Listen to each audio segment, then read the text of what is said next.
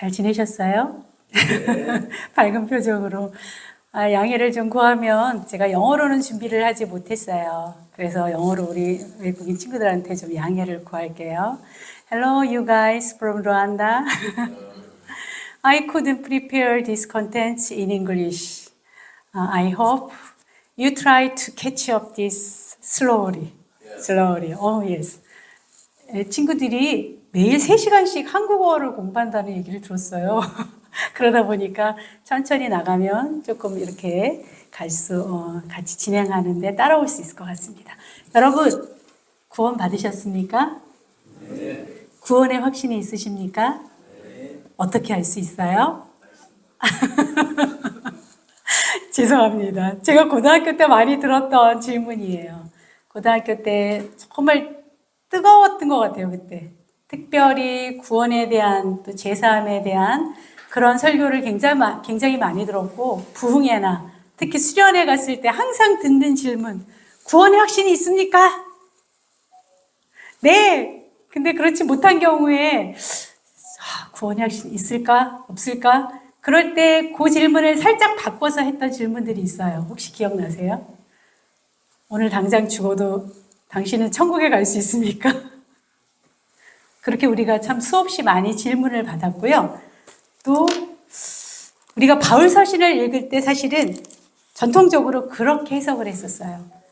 바울 서신이 하고자 하는 얘기는 내 영혼이 어떻게 천국에 갈 수 있을까? 내 죄를 해결하기 위해서 어떻게 해야 하는가? 그래서 믿음으로 죄 용서를 받고 천국에 가게 되었음을 확신하는 것, 그게 바로 구원이라고 그렇게 많이 이야기를 들었고요. 그렇게 배워왔습니다. 근데 갈라디아서를 좀 공부하다 보니까 그런 해석들이, 그런 관점들이 사실은 16세기 종교개혁 이후에 이루어진 관점이라는 걸 좀 알게 되었어요. 바울의 시대에 특별히 그가 살았던 제2 성정기 유대교의 배경, 또 그리스 로마의 배경에서는 좀 다르더라고요. 그래서 그 내용들을 저와 함께 함께 따라가 보도록 하겠습니다. 지난번에 한 달 전에 갈라디아서 개관을 잠깐 살펴봤는데 기록 연대 및 장소가 2가지로 나눈다고 했었죠. 제가 분명하게 하지 않고 넘어간 게 있는데요. 사실은 이제 대부분의 학자들이 남갈라디아서를 주장합니다. 그러니까 49년 1차 전도 여행 이후에 예루살렘 공의회 사도행전 15장에 있는 그 공의회 이전에 쓰였을 것이라고 주장하는 것이고, 그랬을 때 그 장소는 시리아 안디옥이라고 말합니다. 남갈라디아서를 주장할 때 수신인은 갈라디아의 여러 교회들인데 특별히 1차 전도 여행 때 바울이 방문했던 곳이에요. 시리아 안디옥, 루스드라, 이고니온, 더베 이런 도시들이 갈라디아 교회라고 우리가 생각을 하면 좋을 것 같습니다. 대부분의 학자들이 이렇게 주장하고요. 저도 이 주장에 맞춰서 말씀을 한번 나누어 보겠습니다. 자, 1장 한번 지난번에 우리 했던 거 잊어버리셨죠? 지난주도 아니고 한 달 전이라. 자, 갈라디아 교회에 다른 복음을 전하는 선동자들, 거짓 교사들이 생겼습니다. 그 거짓 교사들은 바울의 어떤 사도직에 대한 진정성, 그의 소명에 의구심을 제기했고요. 또 그가 전한 복음에 대해서 비난했습니다. 그 내용이 구체적으로 어떤 것들인지는 계속해서 바울이 논증을 통해서 밝혀질 것 같습니다. 바울의 논증을 통해서. 그래서 그러한 비난과 바울에 대한 그런 의심을 이제 바울은 반박하기 시작합니다. 그래서 나는 하나님의 뜻으로 사도가 되었다. 자신의 사도적인 권위를 주장합니다. 그리고 그들의 비난 가운데 우리가 지난번에 자세히 살펴보지 않은 내용이 1장 10절에 있는 것. 나는 사람을 기쁘게 하는 사람이 아니다. 난 그리스도의 종이다. 이렇게 이야기합니다. 그 당시에 사람을 기쁘게 한다는 의미는 유대인의 문헌에서 율법에 순종하지 않고 사람들의 비위를 맞추는 사람들을 의미합니다. 즉 타협자 또 위선자를 의미합니다. 아마도 거짓 선지자들, 선종자들은 바울이 하나님의 율법에 순종하지 않고 충실하지 않고 사람들의 비위를 맞추는 그런 사람을 기쁘게 하는 자라고 비난했던 것 같습니다. 그런 비난에 대한 반박으로 하나님의 뜻으로 자신이 사도가 되었고 또 사람을 기쁘게 하는 사람이 아닌 그리스도의 종이라고 자신을 변호합니다. 그리고 자신이 전한 복음이 하나님께 직접 받은 복음, 예수 그리스도의 계시로 받은 복음이라고 이야기했고요. 바울이 전한 복음을 서두에 이렇게 다시 선언하듯이 정리를 했습니다.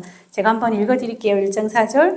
그리스도께서 하나님 곧 우리 아버지의 뜻을 따라 이 악한 세대에서 우리를 건지시려고 우리 죄를 대속하기 위하여 자기 몸을 주셨으니, 바울이 전한 복음의 바로 내용입니다. 하나님의 뜻을 따라 하나님의 약속의 성취이고요. 또 그리스도께서 우리를 이 악한 세대에서 건져내시기 위해서 우리 죄를 대속하신 그런 죽음과 부활이라고 다시 한번 본인이 전했던 복음을 앞부분에서 분명하게 선언하고 있습니다. 그거에 대한 내력으로 자신의 어떤 자전적인 이야기들을 통해서 자신의 사도적인 권위와 복음의 진정성을 주장하고 있습니다. 그래서 1장 11절부터 17절까지 사도가 된 내력을 이야기하죠. 유대교에 있을 때 어떤 사람이었나요?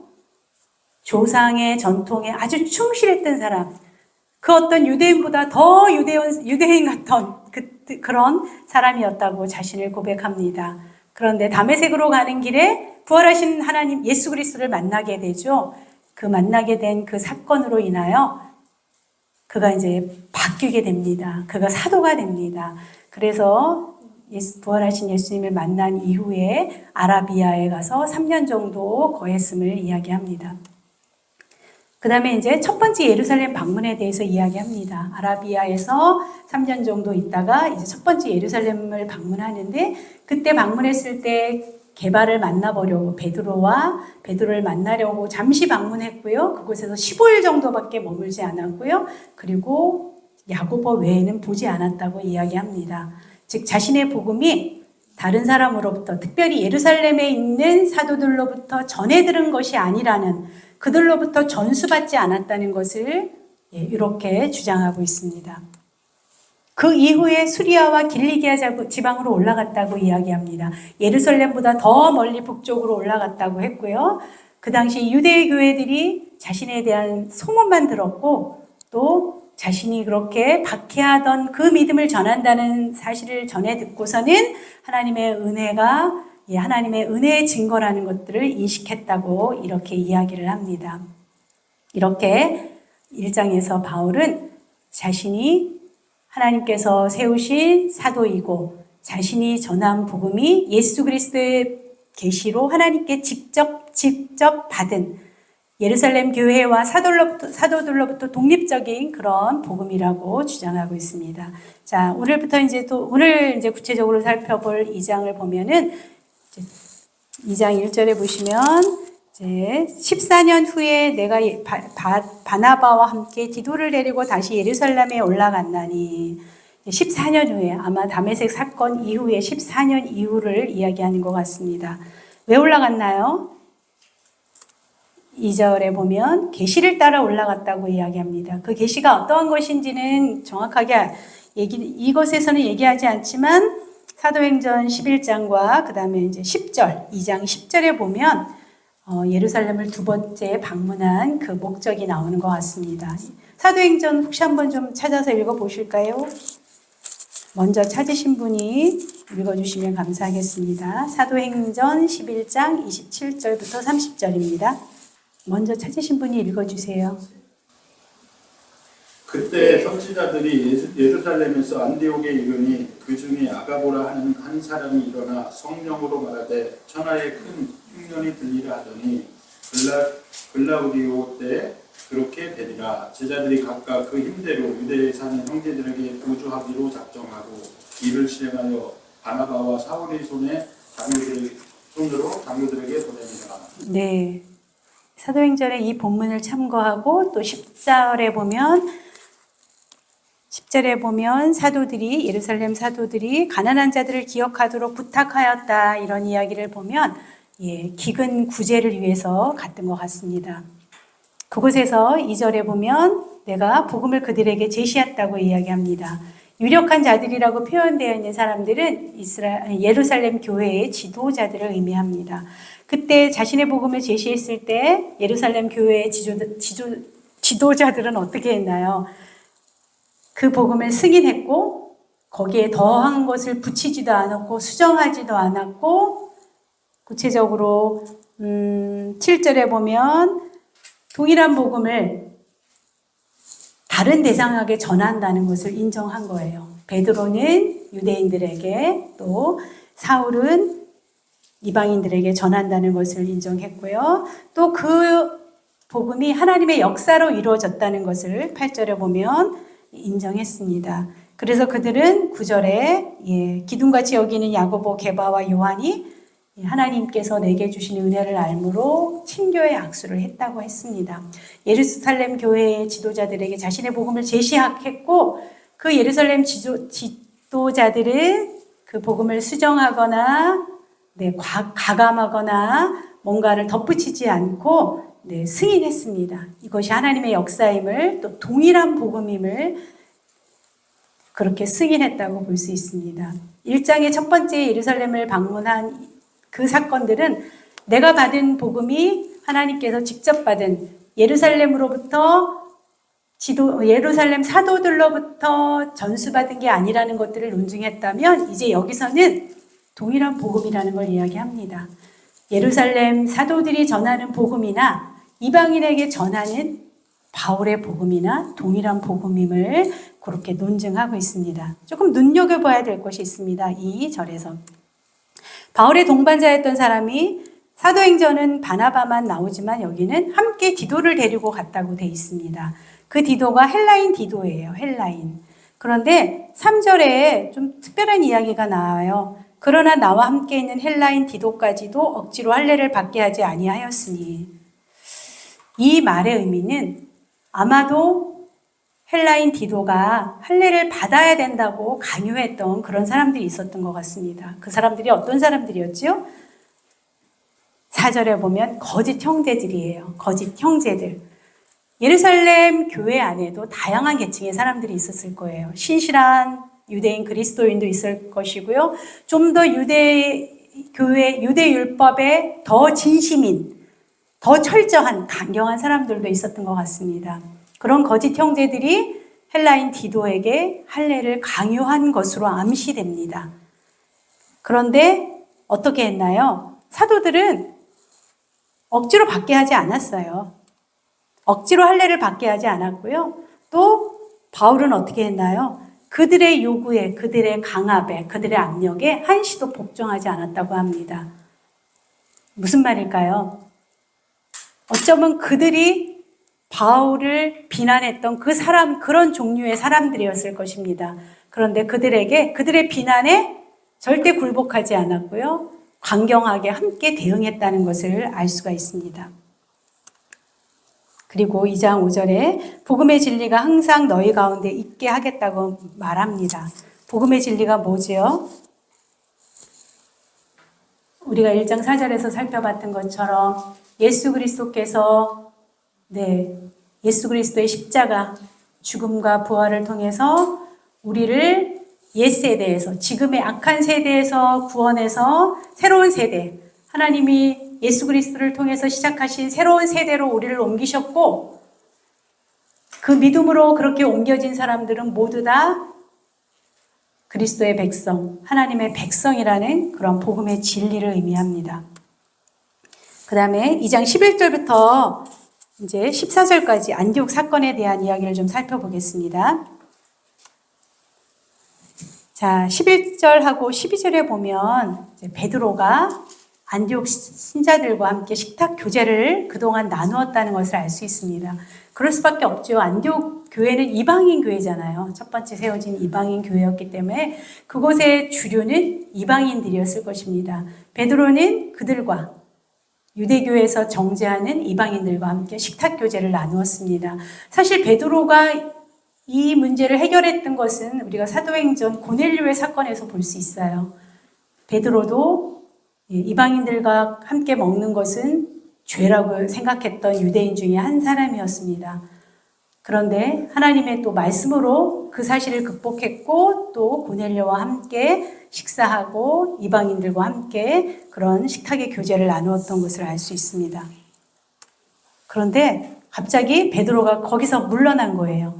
야고보에서 온 어떤 이들, 아마도 예루살렘 사도들에게서 왔다, 예루살렘 교회에서 왔다, 나는 야고보의 권위를 가지고 있다고 주장하는 사람들이었을 것 같습니다. 그 사람들이 도착하자 이방인 신자들과의 교제에서 물러났다고 합니다. 그런데 바울은 이런 행동을 굉장히 강경하게 정면으로 맞서서 반박하고 정면으로 맞서서 책망을 합니다. 왜 그랬을까요? 2장 10절처럼 이 행동이 바로 복음의 진리에서 벗어난 행동이었기 때문에 그랬습니다.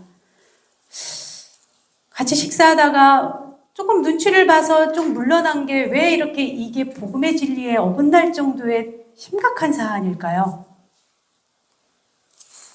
자, 이게 왜 이렇게 심각한 사안이었을까요? 사실 베드로의 행동은 거기서 멈추지 않고요. 남은 유대인들, 바나바를 비롯해서 바나바까지도 그들과 같이 외식하였다. 그렇게 2장 13절에 이야기합니다. 바울은 모든 사람 앞에서 이러한 사실을 가지고 베드로를 공개적으로 책망했습니다. 두 번째 예루살렘을 방문했을 때는 예루살렘의 지도자들과 사사로이 만났다고 이야기했는데 여기서는 모든 자 앞에서 공개적으로 책망했다. 책망했다는 이 단어의 원어는 정죄받았다. You are guilty. 그런 표현이에요.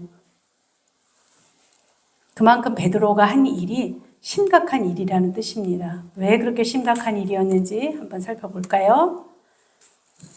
자, 이 안디옥 사건, 베드로가 식탁교제에서 물러난 이 일은 교회 전체가 공동 식사로 상징되는 단일한 공동체로 기능할 수 있는지를 결정하는 문제입니다. 쉽게 표현하면 이방인들이 여전히 죄인이라면 율법에서 이방인들은 죄인이에요. 왜 죄인일까요? 그들은 율법 밖에 있는 사람들이에요. 율법을 가지고 있지 않기 때문에 이방인들은 죄인이라고 분명하게 율법에서 정의했고요.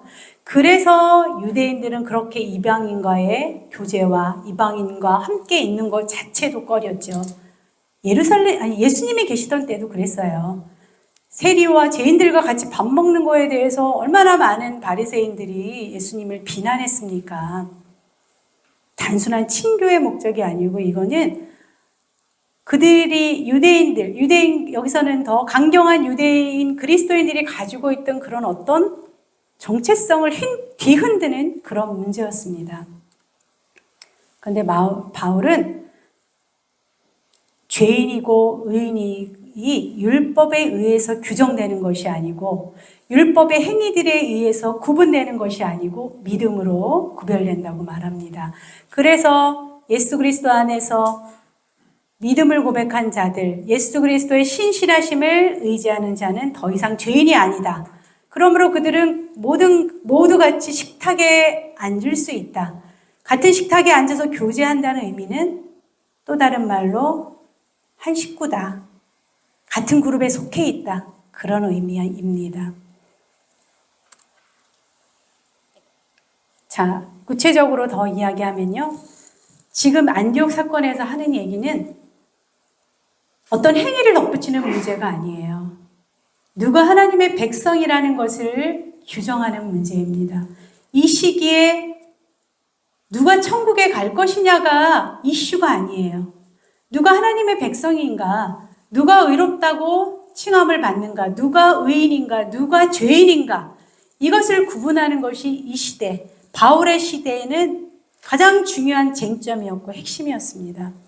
안디옥 사건의 의미는 바로 누가 하나님의 백성인가라는 그 부분을, 즉 유대인 토라를 가지고 있는 하나님의 율법을 가지고 있는 유대인이 하나님의 백성인가, 아니면 그리스도로 인하여 새로운 하나님의 백성이 만들어졌는가에 대한 그런 중대한 사건의 그런 의미입니다.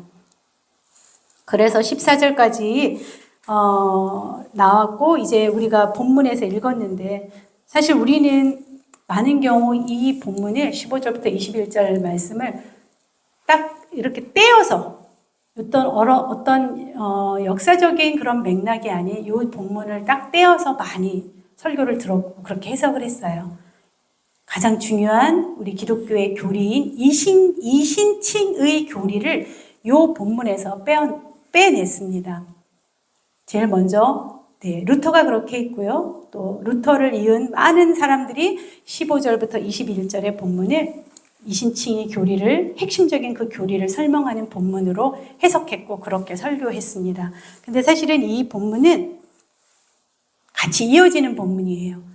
안디옥 사건에서 베드로에게 이야기했던 그 본문, 설명했던 그것을 바로 뒤에서까지 계속 요약하고 설명하는 그러한 이야기입니다. 그래서 15절 우리는 본래 유대인이요 이방제인이 아니로되 이런 이야기를 합니다. 자, 무슨 얘기를 하냐고요? 유대인에게 새로운 정체성이 생긴 거예요. 사실 유대인의 정체성은 뭐죠? 여러분 우리가 구약을 많이 배웠지만 언약 백성이라는 정체성이에요. 우리는 선민, 하나님께 특별히 택함받은 언약 백성이다. 그 언약 백성이기 때문에 우리에게는 하나님이 주신 율법이 있다. 이것이 유대인들의 정체성이었고 그들이 주장하는 거였어요. 그래서 그렇게 율법을 준수하는데 그들은 목숨을 걸 정도였습니다. 왜냐하면 우리가 신명기에서도 볼 수 있는 것처럼 그 언약에 충실하고 하나님의 그 계명을 지키는 자와 지키지 않는 자에 대한 저주가 너무나도 분명하게 신명기에서도 이야기하고 있습니다. 그래서 이 시기에 유대인들은 하나님의 그 율법을 지키는 것이 바로 하나님의 백성이 된다는 그런 표시로 여겼습니다. 우리가 하나님께서 우리에게 율법을 주셨어. 그 토라를 주셨어. 그것을 준수하기 위해서 우리가 노력하는 것이 하나님의 백성의 표시다. 이렇게 여겼던 거죠. 그런데 오늘의 이 말씀, 우리는 본래 유대인이요. 우리가 토라를 가진 하나님께서 택하신 언약 백성이라고 생각했고 그 외에 토라가 없는 유대인들이 죄인이라고 했지만 16절에 그 내용을 뒤집습니다. 그렇지 않아. 사람이 의롭게 되는 것은 하나님의 참된 백성이 되는 것이라고 그렇게 주장을 하고 있습니다. 16절에 굉장히 중요한 용어들이 많이 나와요.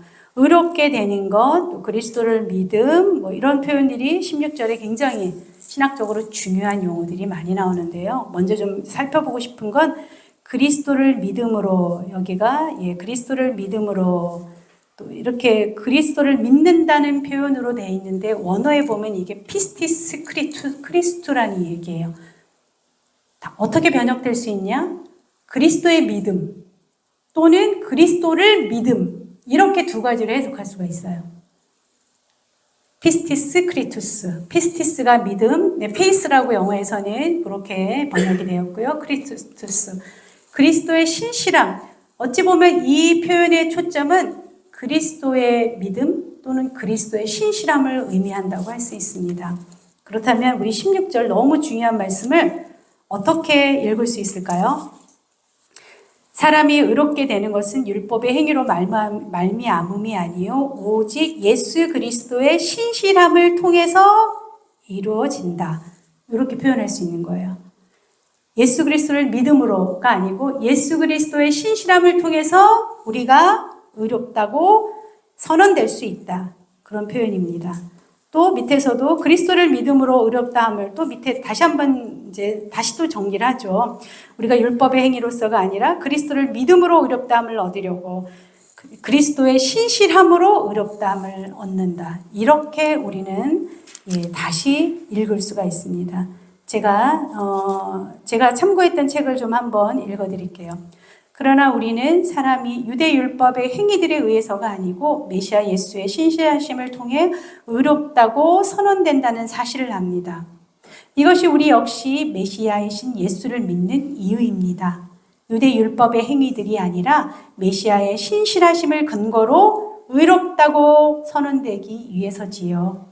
유대율법의 행위들이라는 근거로는 어떤 피조물도 의롭다고 선언될 수 없습니다.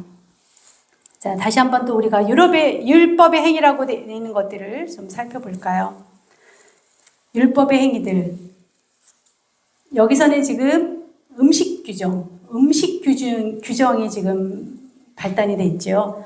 앞에서 디도에서는 할례 규정이 발단이 되었어요. 사실은 아주 대표적인 안식일을 준수하는 규정들, 또 음식 규정은 어떤 것은 먹을 수 있고 어떤 것은 먹지 말아야 되는 그런 구별과 함께 누구와 식사할 수 있고 누구와는 함께 먹지 말아야 된다는 그런 규정까지 포함합니다. 그리고 더 나아가서 뒷부분에 이제 바울이 이야기할 할례, 그런 율법의 행위들은 이방인에게서 유대인들을 구분짓는 그런 정체성을 나타내는 표지였습니다. 그런 율법들, 그런 유대인들이 자신의 그 율법의 행위들로 인하여 자신들이 의인이다, 자신들이 하나님의 백성이라고 그렇게 주장하고 그렇게 가지고 있던 그 인식을 무너뜨리는 거예요. 유대인의 정체성을 바탕으로 하고 있던 토라에 대한 인식들, 그들의 율법의 행위들에 대한 인식을 바울이 지금 여지없이 깨트리고 있습니다. 자, 그리고 17절에서는 만일 우리가 그리스도 안에서 의롭게 되려 하다가 죄인으로 드러나면, 자, 베드로가 식탁교제 했던 것이 이제 죄가 된다면 그리스도가 하신 일을 그리스도가 우리를 죄를 짓게 하는 자냐? 그게 아니죠. 이제 그래서 분명하게 이야기합니다. 토라에서 말하는 것처럼 이방인과 식탁교제하는 것이 더 이상 죄가 아니다. 그런 주장이고요. 그 다음에 18절에 만일 내가 헐었던 것을 다시 세우면 내가 나를 범법한 자로 만드는 것이라. 바울이 그랬다는 게 아니죠. 바울이 가상으로 얘기한 거예요. 내가 만약 그랬다면. 근데 사실 그 말에는 베드로가 그랬다는 거예요. 식탁교제에 물러나는 걸 통해서 유대인과 이방인 사이에 예수 그리스도께서 허물으셨던 법을 다시 세웠다는 그런 비난이 암시되어 있다고 볼 수 있겠습니다. 여기서 범법자라는 것은 영어에서는 로우 브레이커라고 돼 있어요.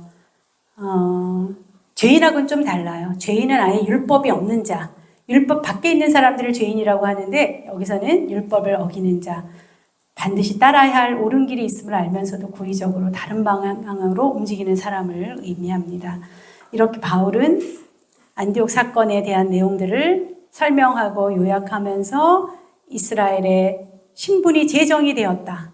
이스라엘의 정체성이 토라가 아닌 예수 그리스도에 의해서 다시금 세워졌다는 것을 이야기하고요. 그렇기 때문에 죄라고 여겨졌던 이전에 토라가 율법이 죄라고 했던 것이 이제는 더 이상 죄가 아니라고 그렇게 주장하고 있습니다. 마지막 우리가 너무 좋아하는 말씀, 그렇죠? 그리스도와 함께 죽고 함께 살아남. 자, 19절부터 18절부터는 사실 그 전까지는 우리 그런 3인칭을 쓰는데 이제부터는 이제 1인칭 단수를 사용해서 이야기하고 있습니다. 자, 내가 그리스도와 함께 20절 한번 같이 읽어볼까요? 시작. 내가 그리스도와 함께 십자가에 못 박혔나니 그런즉 이제는 내가 사는 것이 아니요 오직 내 안에 그리스도께서 사시는 것이라. 이제 내가 육체 가운데 사는 것은 나를 사랑하사 나를 위하여 자기 자신을 버리신 하나님의 아들을 믿는 믿음 안에 사는 것이라. 네, 바울의 고백뿐만이 아니고 이 이야기는 지금 듣고 있는 베드로와 함께 있는 그 유대인들에게 하는 이야기예요. 자신에게 이루어진 그 사례를 들어서 여러분들에게 지금 이런 일이 발생했습니다. 여러분들은 이제 더 이상 율법 아래, 토라의 지배 아래 있는 백성이 아니고 예수 그리스도의 죽음과 부활을 공유한 예수 그리스도의 백성입니다. 이런 이야기입니다. 율법은 이제 그러니까 불필요합니다. 메시아의 믿음, 즉 메시아의 신실함에 거하는 신실한 유대인은 토라 아래 있지 않는다는 얘기고요. 그리스도에게 일어난 일이 바울에게도 일어났고 그 일은 유대인 그리스도인에게도 일어났고 더 나아가 지금 현재를 살고 있는 우리에게도 일어난 일입니다.